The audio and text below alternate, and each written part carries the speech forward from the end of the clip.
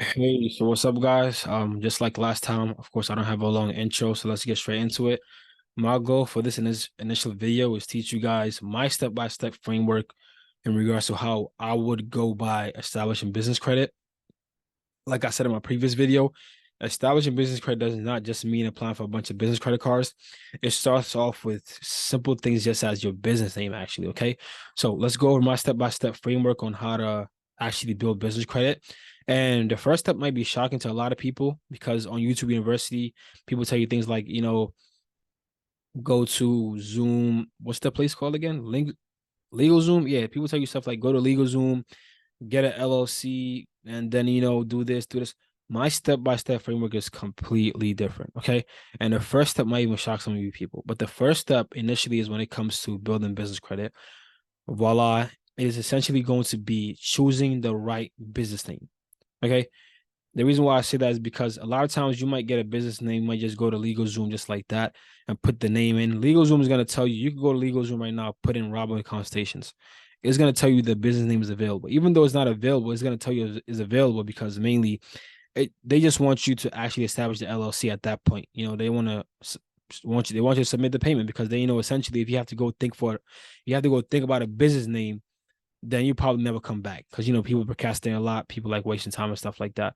But essentially, the first step is not going to establish a business, right? The first step would be getting a proper business name. And how do you know it's getting a proper business name, right? When I say a proper business name, that means establishing your entity under a name that doesn't fall under the high risk industry. What is a high risk industry? High risk industry is basically companies or corporations that are deemed high risk by lenders, and lenders tend to either deny them completely or just put them through a lot of underwriting scrutiny, basically, right? So the first thing I would suggest you to do is find a low risk industry, okay? And basically, if you're in the what I mean by low risk industry, when you're if you're in something like trucking, for example, okay, banking, giving out loans and stuff like that. Initially, you don't want to include that into your name. You want to have something kind of vague, okay? So, for example, let's say you have a business name, okay? That's the first step when it comes to building business credit. Get a business name, think about something real quick, and then go to your Secretary of State, okay? Go to your Secretary of State and then put in that business name. If nothing shows up, then now we can move to the second step. If something shows up, change the business name and then move to the second step. The second step is basically would be going to something like GoDaddy, right? Because after you see your business name is available, what a lot of people tend to do is after that, people who know what they tend to do is usually they'll go and now establish the LLC. But my step-by-step framework is kind of different. After you get the business name you see is available, what you eventually now do is you actually go to GoDaddy.com. Once you go to GoDaddy.com, you put in that specific business name into their domain lookup. So basically, a domain is basically www dot whatever your business name is, right? So you want to go there with your business name that you just looked up on the Secretary of State, that's showing that it's available. You want to take that business name and go to GoDaddy.com and put that into the domain lookup and see if that domain name is available with a .com. So if you, let's say for example, your business name was Robert Constations and Robert Constation was available in your state, you take that name, you go to GoDaddy, you look up and see if that business name is a if that business name is available if that business name is basically available with a domain there, basically, okay? If there's a domain there for that name and no one has taken it, if there's a domain there, no one has taken it, you're good to go. You can just go ahead and buy that domain. It's usually for like $1 or something like that. Okay. Once you buy that domain, then you're good to go to the third step. If you go to domain is not available, I would suggest you go back to Secretary of State again. It's a tedious process. Okay. There's a lot of back and forth, but it's better to get your ducks in order than have to do all of what I'm about to explain to you just to have to go back all over again to fix stuff up. That's what a lot of people tend to do. They go to YouTube University, people telling them A, B, C, D.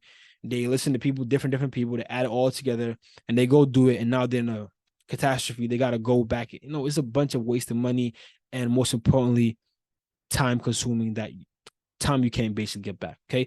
So if you go, the domain name is not available for the entity that you basically want to establish, you go back to Secretary of State again, you look up another business name and you come back to domain again. Once the domain is available with a .com, not .org with a .com. And now basically you go to GoDaddy again, the same domain, and you actually purchase a professional email. The reason why a professional email is so important is because I see a lot of people that I speak with who do real estate, trucking, beauty, and stuff like that. And they email me from something like, let's say, robinhood at gmail.com. And the thing is, I understand you weren't told, but initially, if someone was, if let's say, for example, your bank, Chase, just sent you an email. Let's say, for example, you got a random email for someone right now, and the person's name was Melody at gmail.com. And Melody said that she works at Chase. You would probably just mark Melody as a spam because that email doesn't look credible to you, right? So initially, the same thing goes for you as a business owner. You should not be conducting business with at Gmail. Conducting business with at Gmail, specifically, you just look very, very unprofessional. Okay. And you don't look credible at all. And the whole reason for building business credit is because we want to look credible. Okay. Every single thing that I've even spoken about right now, from business name, domain availability, professional email, is all about credibility. It's all about looking good on paper. We haven't even gotten to establishing business credit reports yet. Okay. Everything I'm even talking about right now is making you look good on paper, basically, right? So once you purchase that professional email, it should be your name at your business name. Okay. If it's Robin Banks at Robinhood Consultations, basically. Okay. So after you purchase that professional email, now what you want to essentially do is you want to purchase something I'll call a virtual office. Okay. You want to purchase something I'll call a virtual office. A virtual office, essentially, you will not need it if you operate out of a brick and mortar facility. If you're someone who just has a shop, whatever it may be, you do not need to get a virtual office. You just can stay with your brick and mortar address. That's good to go. But if you're someone who works from home, you travel a lot, you do trucking, whatever it may be, you don't have a specific place of business, then you want to get a virtual office. I said a virtual office, okay, not a virtual address. There's a big difference between those two I just mentioned. A virtual office essentially is high tier, and essentially when banks look that up in their system, it'll show up like you have a brick and mortar place. A virtual address sometimes is not really good, but essentially I'm going to give you guys resources on places where to buy virtual offices at, because even I personally use virtual offices for some of my businesses. But the initial place that I buy my virtual offices from and I tell all my clients to buy from is Opus, because essentially what they do is they help you knock out a bunch of different things. They help you get a professional business number, they help you get a professional fax number, and they also have a receptionist pick up the phone for you every single time someone calls you. So that alone right there increases and enhances your level of credibility on all aspects of the spectrum. You get what I'm saying? So initially, after you get the business name, you get the domain, you get the professional email, you buy the virtual office. Now you want to go look up something called an NICS code. That's a North American Industrial Classification. I forgot what the S stands for, but you guys get what I'm saying. Sector or code, whatever you want to call it. But essentially, the NICS code was essentially made by the IRS, just to classify people. So let's say, for example, you're in the truck industry, for example, and you're claiming a bunch of tax deductions, and other people in your tax code aren't doing the same thing. So initially, they just made the NICS code to initially catch people who are lying when it comes to, filing tax and stuff like that. But essentially now the banks themselves, they use that to actually identify individuals they're gonna borrow money to. So NICS code, you can just go to NICS.com. And you want to essentially find what classification code your business is under. Okay. I forgot how many digits it is, but I'm probably sure it's a 9-digit code also. Okay. So once you get the NICS code, now we can move on to actually incorporating your business. Okay. Let's just go over a couple of steps that I just went over. The first one is getting a business name, making sure it's not under a high risk industry. I'm gonna make a video on that, so don't worry. Robin, what the hell is a high risk industry? I got you. I'm gonna explain all that down the line. Right now, I'm just giving you guys my framework, and essentially, I will make a video explaining each and every single step into detail, and also make a sequel video going into detail with a step-by-step walkthrough of me actually initiating and executing everything I'm telling you guys right now. So essentially, the business name, first of all. Then after that, we move on to domain availability. Okay. Which essentially is taking the business name that you looked up on the Secretary of State and then going to GoDaddy.com and then putting that in to basically see if that domain name is available with a .com. After you do that, okay, then you go and get a professional email. Once you get a professional email, okay, then now you want to get a virtual office, not a virtual address. But if you have a brick and mortar address, you do not need to get a virtual office. But if you don't have brick and mortar facility or location, you get a virtual office and you get it from a place called Opus. But don't worry, like I said, I'm going to give you guys these resources and actually make a sequel video to this. So after you get the virtual office, now you want to go ahead and get an NAICS code. Okay. You're not going to get an NICS code, but you're essentially going to go to NICS.com to basically look up your NICS code to classify yourself and see where you're at. Because when you're incorporating your business, which we're going to get into, you're going to need your NICS code. This is something that I really suffered with this NICS code thing when I started out building business credit half a decade ago, because essentially no one told me I need to get an NICS code. No one told me I had to make sure it was a specific NICS code that wasn't under high risk industry and so many other things basically. But nevertheless, I'm glad that I went through the headaches and now you don't got to go through that and you can build business credit going one step at a time without needing to ever go back and, restructure things.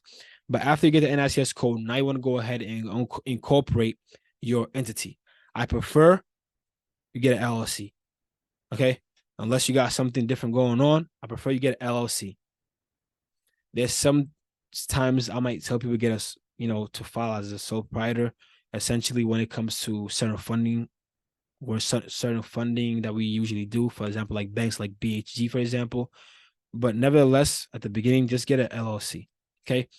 Get an LLC. That's the best kind of corporation to start off with and essentially even grow with. So you get an LLC, you want to file that as a place. You can either have us basically file an LLC for you, or you go to a place like InkFile, for example. Okay. You go over there and establish that.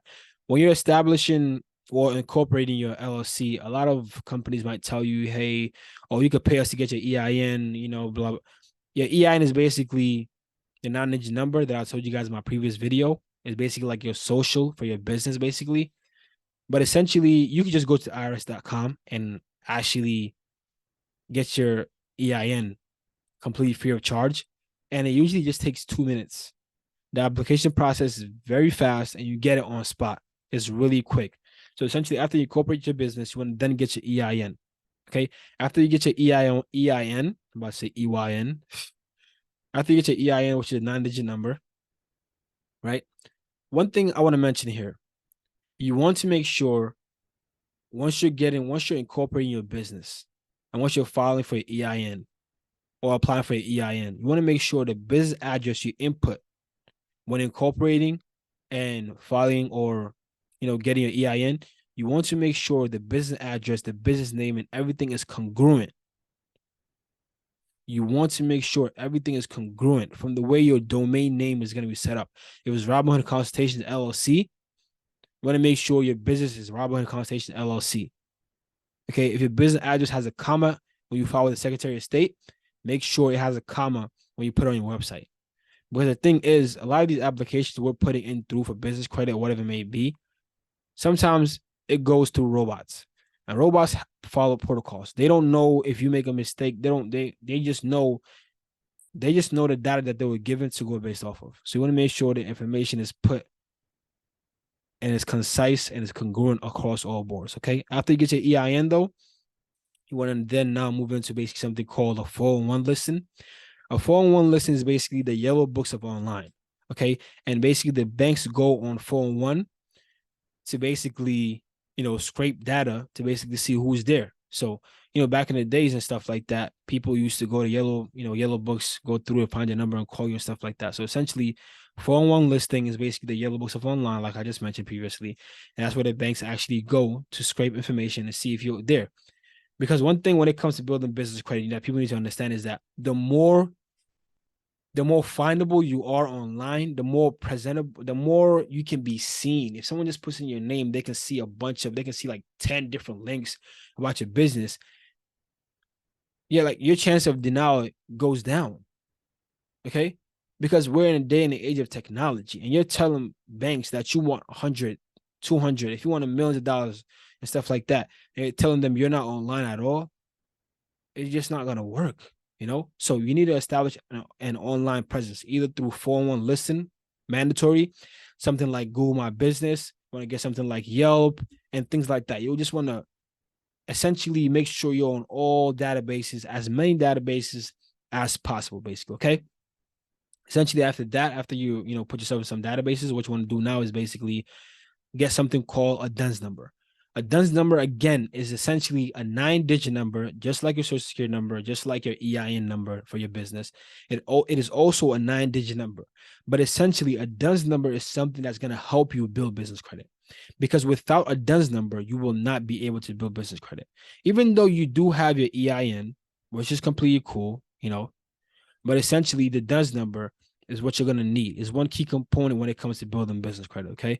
If you're looking to secure government contracts and stuff like that, some people might, because nowadays there's something called a SAM number. I forgot if it was a SAM or SIM number, basically, but essentially, usually when governments were giving out contracts for whatever it may be for working, essentially the government would go based off of your DUNS number. But nowadays they go off based off of your SAM number and a little bit of your DUNS number. But nevertheless, you need your DUNS number. Okay. DUNS number, you just go to DUNS.com and basically get that. It's completely free. Don't go for the next day or the 1 week thing they try to sell you on, unless you want to give money to charity, of course. That's, if you got money like that, then go ahead, you go ahead and do that, of course. But essentially a DUNS number. And like I said, if this is your first time hearing about what the hell a DUNS number is, don't worry. Like I said, I will make sequel videos to this explaining each and every single point that I just explained to you. But just to recap a little bit on what I explained so far, I'm not done yet, of course. The first thing was essentially getting a proper business name, making sure it's not under high risk industry. Okay. How do you do that? By basically going to the Secretary of State, first of all, and looking at the business name, see if it's available. If it's available, then you go to GoDaddy.com, check out the domain availability, then get a professional email matching the business name that you have. Then after that, you get a virtual office, then an NICS code, incorporating. I hope I'm saying this and you're checking your checklist to see if you've written it down. Because if you don't have a checklist right now, basically, you're wasting your time. Because if you do anything besides what I'm telling you right now, you're building it the wrong way. And I can say that with complete and 100% conviction that the way I'm teaching you guys to do and build business credit right now is the only way to actually build it without needing to go back again. Okay. So once you get the virtual office and NICS code, then you get to incorporate your entity, which should be an LLC. Then you get your EIN number, get your 401 listen, get a Google presence, go on Yelp and stuff like that. Then essentially you get a DUNS number. And you can't get a DUNS number without getting an EIN. You can't get an EIN. I mean, you can get an EIN without incorporating, but that's backwards, right? We don't want to do that. So essentially, after you get the DUNS number, okay, or you're in the process of getting DUNS number, then what you want to do is also establish a checking account. Depending on the region you're in, if you're in the East Coast, then I would say go and start building relationships with Bank of America and essentially all the other big banks also, of course. But depending on the region you're in, you can just comment below what region you're in, and I'll let you know what specific banks you should work with, okay? Because one thing people also need to understand in regards to when it comes to funding is that your region plays a huge part when it comes to receiving funding. Like if you're in the East Coast and you're building credit and you're building relationships with the wrong kind of banks that, you're not building business credit. Also, you have to optimize based off your strengths, but that's another conversation. Okay. So after you get the business checking account, multiple, of course, because you want to build as many relationships as possible, then now you want to get a business license if applicable. If you run a kind of business that needs, some kind of certificate, some kind of licenses, then of course you want to get that. Because essentially, like I said, every single thing that I just explained to you guys right now, we haven't even gotten to getting business credit cards and stuff like that. Everything I was explaining to you guys so far essentially is actually helping you build credibility before we even get into the trade line stuff like that, right? But cool. After the business license, now what you want to essentially do is go to a place called Nav. Nav.com is basically a credit monitoring service for business credit. So it's basically a business credit monitoring service. We are right now working on software ourselves, which is basically RHI. But for the meantime, you guys can use nav.com to basically track your your business credit progress basically, but essentially you won't be able to check your business credit on the business side or anything like that unless your DUNS number comes out. So essentially you'd have to wait 30 days before, but nevertheless, NAV is where you would go and check your business credit reports. And the reason why I say I jumped from getting a business license to getting a NAV account, the reason why I actually kind of jumped from, getting a business license to getting a business credit monitoring service is because essentially after you do everything I just told you about, you're in databases, the banks know you and stuff like that. Essentially, what's going to happen is that you're going to get there's going to be a couple of mistakes that's going to happen on your business credit report. Because in the business credit world, the business credit reporting agencies, they really mess up a lot when it comes to our business credit report. Sometimes you might just establish a new business right now, and within a month you might see a bankruptcy on your credit report, on your business credit report. And you didn't file bankruptcy, but just because of their lack of accountability and how much they don't really take care of our business credit reports, you see stuff like that. So essentially, once you get your NAV, I mean, you don't essentially have to get NAV. You can either go to Experian.com. Okay, you can purchase your business credit reports from there, which is more detailed, okay, than NAV, of course. But if you want the cheaper route, you go with NAV. But Experian would be the best alternative. It might be a little bit costly. I think it's 170. But essentially, with that, so you see how kind of counterintuitive it is. So they actually mess up your business credit reports, and then have you purchase your business credit reports just so you can fix it again. But nevertheless, that's another conversation. So basically, after you purchase your business credit reports from Experian or NAV.com, for example, after you display it, you see what's wrong. If you see it's not congruent with what you filed with the Secretary of State, then basically you start disputing those errors, right? I'm going to teach you guys how to dispute errors on your business credit reports. It's very easy in comparison to the personal side. But essentially, after you correct those errors on the, on your business credit reports and stuff like that. At the same time, simultaneously, you would also want to make sure you start applying for, because listen, right, when it comes to building business credit, there's a lot of ways to build it. Okay. I'm going to give you guys some of the common ones, which is basically typically just applying for vendor cards, right? That's one of the ways to basically build business credit. That's what almost 99% of the business credit world is doing, which I'm not a fan of. What I prefer is basically personal guarantoring for lines of credit and stuff like that. Because essentially, if you're someone who has integrity, you're someone who plans on paying the money back that you borrowed, it shouldn't be an issue to personal guarantee for your own debt. I don't mind. I know I'm going to pay the money back. I'm going to pay it back regardless. I don't really care what happens. I'm going to make sure I pay it back. I just the integrity that I have. So, but essentially, personal guarantoring, leveraging your personal credit to build business credit is essentially the fastest way to build business credit. Okay. There's other ways that I can show you and teach you guys how to build business credit, how to secure literally, millions of dollars in loans and stuff like that. But essentially, that would be getting into balance sheets and P&L and stuff like that, which a lot of people don't really have. Some people can't read balance sheets. But nevertheless, I kind of went on a quick tangent there. But this is my step-by-step framework in regards to how I build business credit for me, clientele, and family members. You might have not heard some things I said. Whatever confused you, just kindly leave a link below. Not a link. Just kindly leave a comment below and I'll get to it. If you want some kind of videos tailored to some specific problems, some specific need, just leave a comment below and I'll get to it, or I'll have my assistant basically get to you. Okay. If you're someone who also feels like this process seems overwhelming, it's cool and everything, but you essentially just want a professional to help you build that up and secure funding, then, I'll probably try and leave a link below to my calendar. So, some of you guys can basically schedule a call with me.